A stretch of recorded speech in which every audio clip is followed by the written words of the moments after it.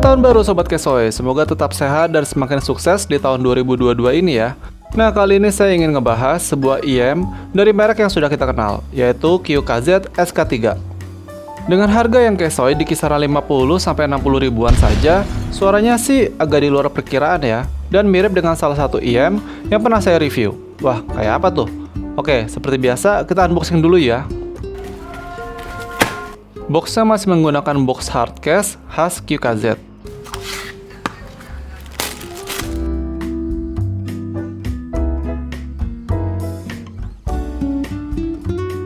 Seperti biasa, QKZ SK3 juga di burn in dulu selama 5 hari nonstop, ditambah sebulan lebih akumulasi, jadi lebih dari 150 jam waktu operasional. Dan saya nggak menemui masalah yang berarti selama pengujian ini. Dari kondisi fisik, paling hanya housing jacknya yang berwarna putih itu jadi kusam. Tapi nggak ada kerusakan apapun pada drivernya. Yuk kita lihat lebih dekat lagi kondisi fisiknya.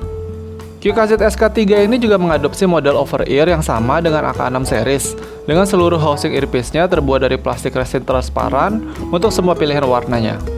Saya juga nggak menemukan indikator kiri dan kanan pada housing earpiece-nya ini.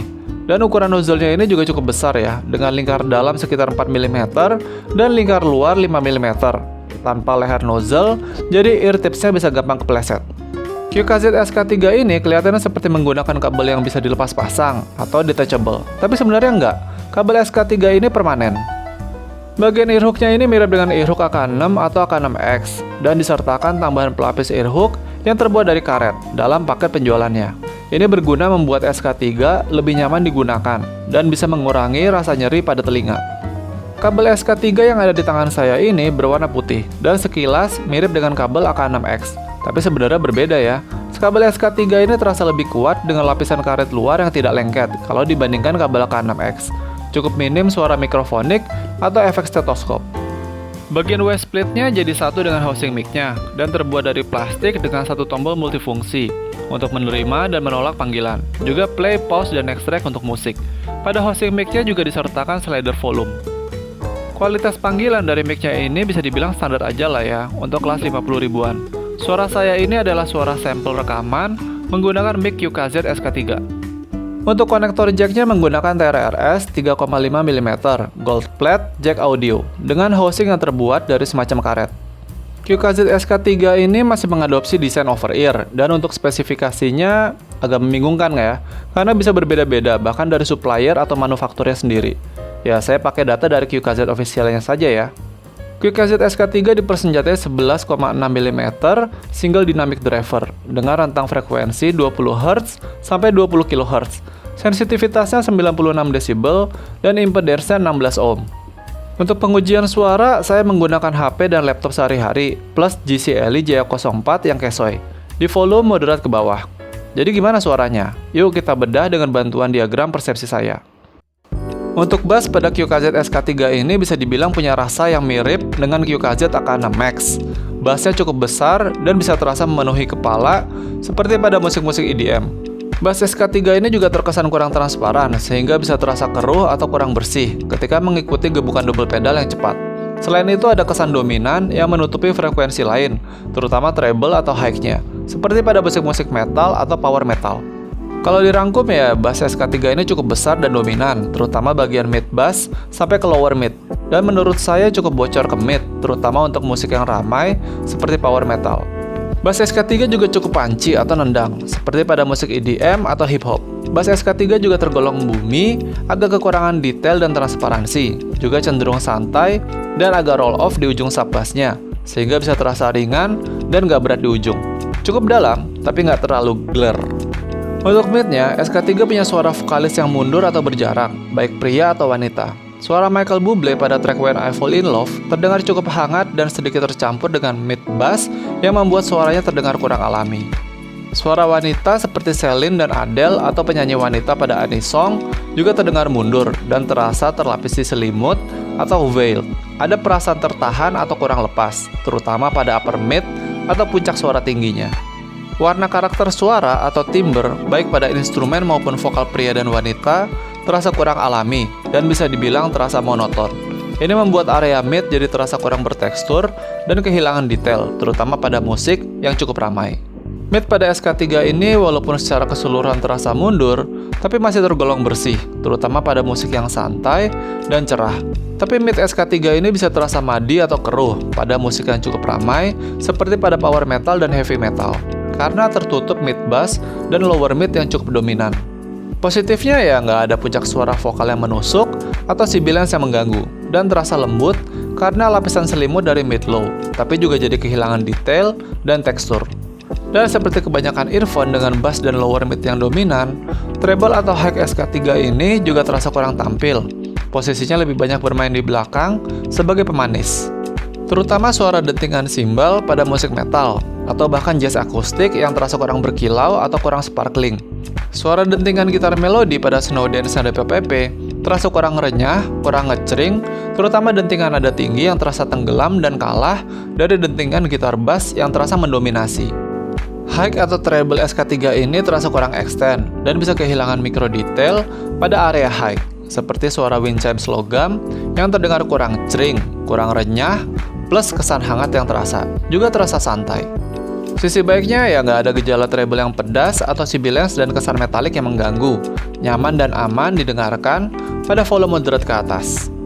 SK3 ini sepertinya masih memakai sound signature V-shape, hanya dengan sentuhan kesan hangat atau warm yang kental, dan lebih fokus pada bagian mid dan low-nya dengan bass yang cukup besar dan kuat.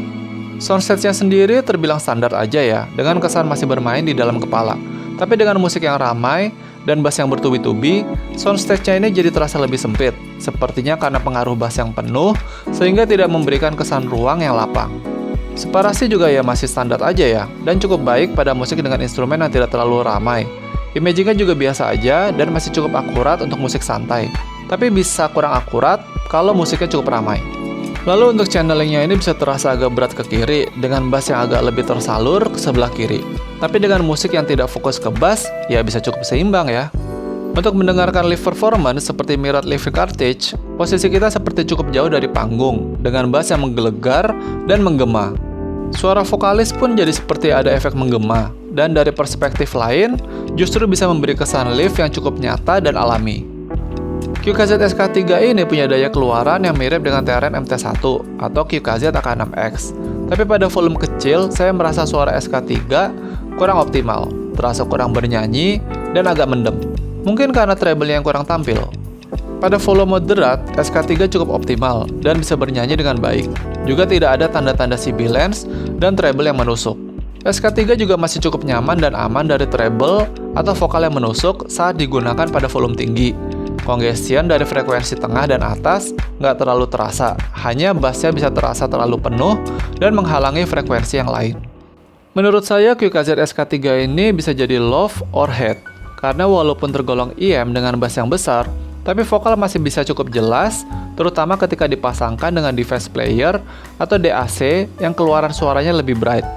Dan walaupun vokal nggak sebersih MT1 atau VK4 dan terasa berselimut, tapi juga bisa cukup nyaman didengarkan kalau sudah terbiasa dan nggak membuat lelah. Dari segi suara, IM dengan jenis begini juga lebih nyaman untuk pengantar tidur. Ini menurut saya ya, karena suaranya kalem, nggak analytical, dan nggak agresif. Jadi otak itu nggak mikir detail suara, kecuali orang yang kalau tidur tetap mikir ya. Sayangnya, housing SK3 ini tergolong bulky, seperti AK6 biasa, dan kabel masih permanen. SK3 ini sebagai gear harian aja nggak jelek kok, buat orang yang lebih cari bass dengan vokal atau treble yang nggak nusuk. Dan sepertinya juga cocok untuk kegiatan outdoor. Karena ya masih cukup nyaman ya didengarkan di volume tinggi, walaupun saya nggak menyarankan penggunaan dengan volume tinggi ya. Untuk tes gaming mobile, saya masih menggunakan PUBG M, dan yang pertama saya perhatikan itu pasti suara langkah kaki ya. Suara langkah kaki ini kok sepertinya agak-agak keruh ya. Jelas, tapi kurang tegas dan kurang kering. Suara tembakan juga cukup redam, nggak sampai yang keras dan menusuk telinga, hampir sama dengan AK6 Max, seperti suara petasan yang diletakkan dalam ember, tapi lebih jernih sedikit.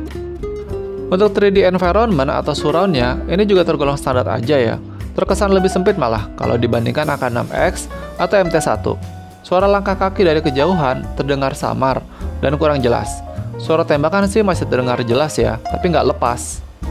Singkatnya sih, QKZ SK3 ya cocok-cocok aja ya untuk player PUBG M yang nggak terlalu ingin mendengar suara tembakan yang menusuk, apalagi di volume yang tinggi. dan sifatnya kasual aja, atau lebih untuk mendengarkan musik dengan bass yang kuat. Tapi ya kalau untuk player yang lebih menuntut, terutama masalah surround, sepertinya SK3 ini kurang bisa diandalkan ya. Jadi QKZ SK3 ini bisa dipertimbangkan untuk dibeli kalau dilihat dari hal-hal seperti berikut, yaitu model over-ear dan disertakan earhook karet tambahan untuk kenyamanan penggunaan. Kabelnya menurut saya juga cukup bagus di harga segini, licin dan nggak lengket seperti kabelnya AK6X. Cukup tangle proof juga, lalu juga dilengkapi slider volume untuk mengatur volume. Suaranya bisa cocok untuk bass set akut ya, alias bisa diajak ngedugem. Genrenya musik EDM, reggae, hip hop, ini juga masih cocok. Tapi SK3 ini bisa kurang cocok untuk orang yang ukuran telinganya agak kecil, karena housing SK3 ini cukup bulky ya, dengan nozzle yang cukup besar. Bagian jacknya ini mudah kotor, sama seperti AK6X. Desainnya juga menurut saya ya standar aja lah ya. Dan suaranya juga bukan all-rounder. Jadi buat genre-genre seperti klasik orkestra, jazz akustik, metal atau power metal bisa kurang cocok. Lalu juga pada nozzle-nya nggak ada semacam lidah nozzle untuk menahan air tipsnya agar nggak mudah copot. Dan dengan semua penilaian itu, QKZ SK3 layak mendapatkan nilai 7,1 versi Kerasoy. Terima kasih sudah menyaksikan. Orang yang murah hati nggak akan pernah berkekurangan. Subscribe nggak akan membuat sobat menjadi cekak, karena subscribe itu gratis. Klik like, share, dan subscribe untuk mendukung channel ini tetap berjalan, sehingga sobat bisa menyaksikan review-review barang Kesoy selanjutnya. Salam Kesoy. Mungkin kita bisa kere, tapi kita harus tetap asoy.